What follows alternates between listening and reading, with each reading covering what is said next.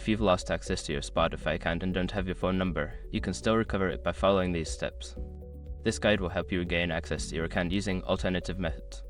Step 1. Visit the Spotify login page. Go to the Spotify website and click on the login button. This will take you to the login page where you can start the recovery process. Step 2. Click on Forgot Your Password. On the login page, look for the Forgot Your Password link. Click on it to initiate the password recovery process. Step 3. Enter your email address. You will be prompted to enter the email address associated with your Spotify account. Make sure to use the correct email that you registered with. Step 4. Check your email. After submitting your email address, check your inbox for an email from Spotify. This email will contain a link to reset your password. If you don't see it, check your spam or junk folder. Step 5. Reset your password. Click on the link in the email and follow the instructions to create a new password. Once you've reset a new password, you can log into your Spotify account using your email and the new password. Once you've completed these steps, you should be able to access your Spotify account again.